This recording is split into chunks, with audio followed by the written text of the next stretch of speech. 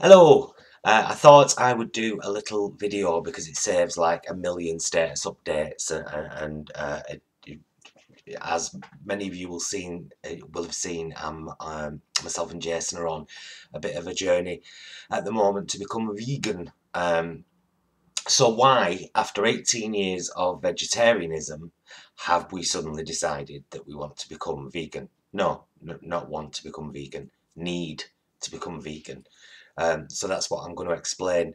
Um, my good friend Lee, uh, first the vegetarian part, I watched a film in Old Art Gallery 18 years ago, uh, which basically went through the process in an abattoir and showed you the slaughter of each animal from the smallest to the biggest. And although the first kind of 6 months of deciding to become a vegetarian were quite rocky, um, and even in the first year and a half, there were moments when I had things like fish, or when we were really skint and we were at college and someone gave us a chicken, we ate that. But for the most part, the last 18 years, particularly the last 16 years, have been solidly vegetarian. And then my friend Lee um, mentioned this documentary to me called Vegucated. And as I'm going to put this on YouTube, I'll probably put a link to Vegucated down there. And I watched Vegucated, which is a fantastic documentary challenging 3 meat eaters to go vegan for a few weeks. And in that particular documentary, there was a section on the dairy industry. And I was horrified, basically. Absolutely horrified. I don't know why I've been telling myself for 16 years of vegetarianism that was okay, that it was okay to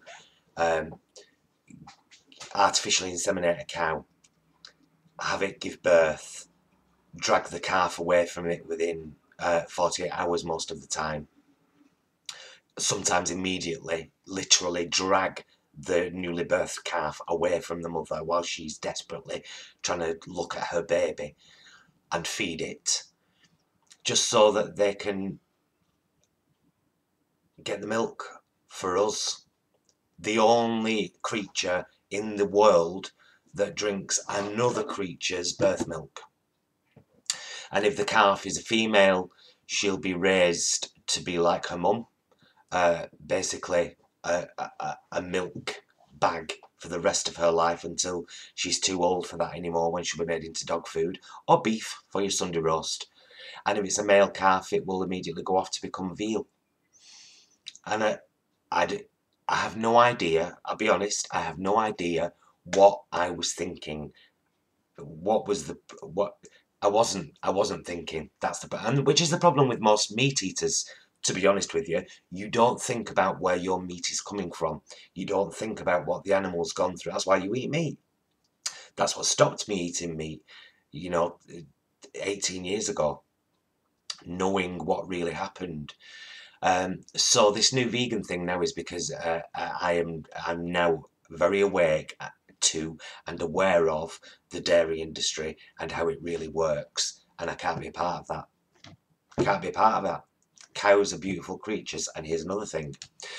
Because of the mass meat and dairy consumption of the world, there are more animals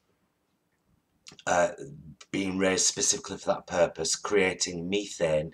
They all shit and piss, and all that shit and piss has to go somewhere. 50 times more from animals than from us humans.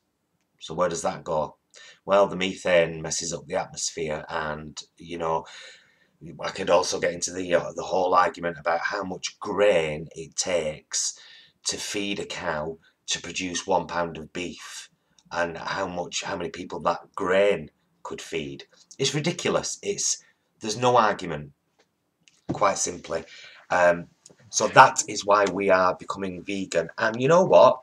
thus far, nice journey. I hope my face is working, by the way, because I've been to the dentist today and had a new crown. And this section of my face here, circled by this finger, doesn't belong to me. Doesn't belong to. It's starting to move a bit now, but so that's why me and Jason are becoming vegan. I would urge you, even I'm not gonna, I'm not here to convert anybody or it's. I would urge you to wake yourself up to how your meat gets onto your plate and how your dairy gets into your bottles as well. Just take a look because there are so many fantastic alternatives that are out there. We're on cocoa milk at the moment, KO, which is a form of coconut milk. Tastes just like semi-skimmed milk, has the same calcium as semi-skimmed milk, has the same fat content, 2% as semi-skimmed milk. Most mornings I'm having Special K red berries, which is vegan. Today for lunch we had Bergen's sunflower and chia bread. Chia? I don't know. Which is vegan. With Vitalites bread, vegan. We had cheesely, grated cheddar style cheesely, vegan, on the toast, and then baked beans on top of that. 100% vegan lunch and absolutely gorgeous. I've lost £3 in the last 2 weeks and I'm not even dieting at the moment and I'm not checking the fat content of anything. So there's a lot to be said there for being vegan. And both me and Jason have said we both feel better, immediately better. It's very, very strange. It's something I would definitely recommend. Even if you are a stubborn carnivore who refuses to even consider vegetarianism or veganism, I would say that for your health, try to have at least one vegetarian or vegan meal a week because it will do you the world of good. I knowingly will never eat dairy again.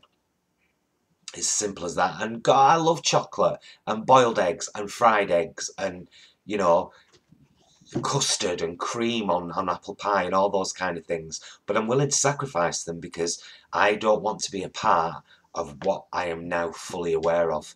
And I would invite you to, I'll add another couple of links down there. Have a look. Don't stay ignorant to the facts. Have a look at what really goes on. And if you're happy to be a part of that, good for you. I can't be. And that's why me and my husband are becoming vegan. There you go. I've waffled on enough now. Bye.